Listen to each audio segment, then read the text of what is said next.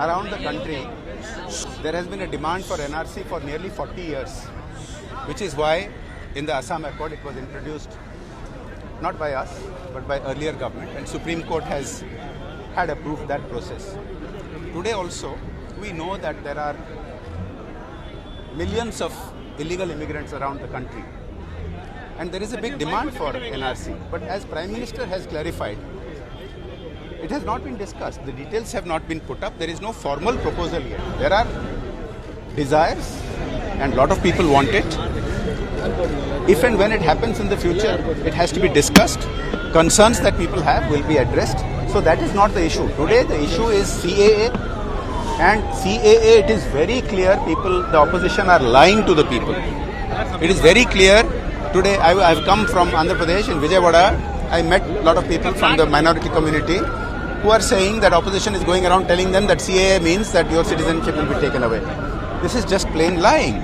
It has to be pointed out. This is the frustration of the opposition, not being able to take on the BJP and NDA government, not being able to match Modi ji and Amit Shah ji's leadership. And this is their frustrated reaction after 7-8 months of a lot of big decisions in which they played no part. First of all, let me again repeat.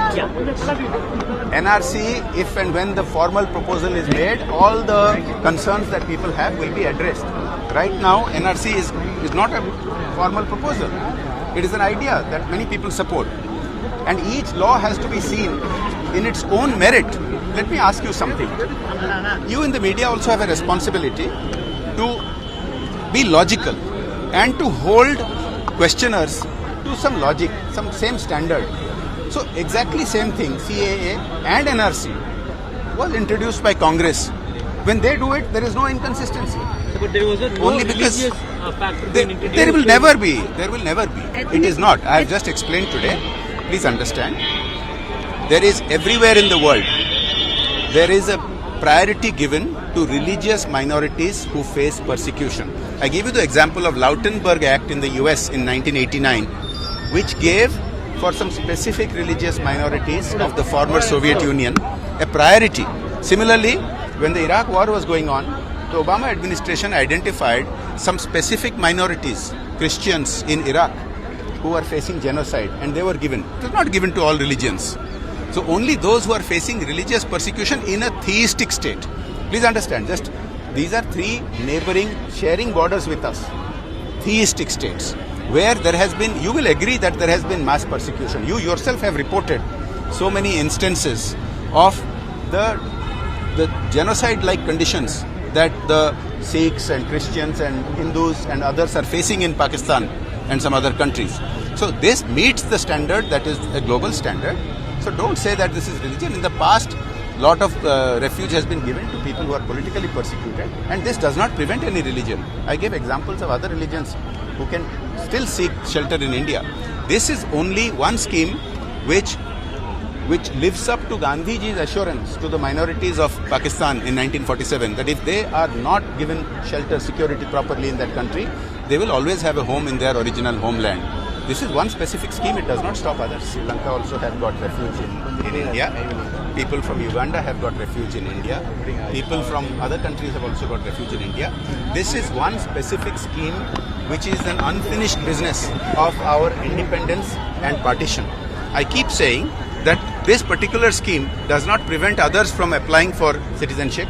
This is only fast-tracking for religiously persecuted minorities in theistic countries. First of all, I would like to say that I condemn all violence, and the violence that has happened in JNU is something that is to be condemned. I urge the media to report fully and not just bits and parts. I think you are all aware that in JNU there has been a continuing situation for quite some time. Several days before January 5th also, there was violence by one section of the students. They were preventing other students from registration. They were vandalizing university property.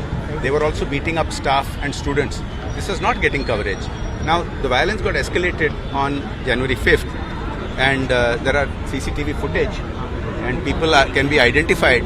So, definitely, action will be taken on whoever is creating violence. The Home Minister has already ordered an inquiry into it.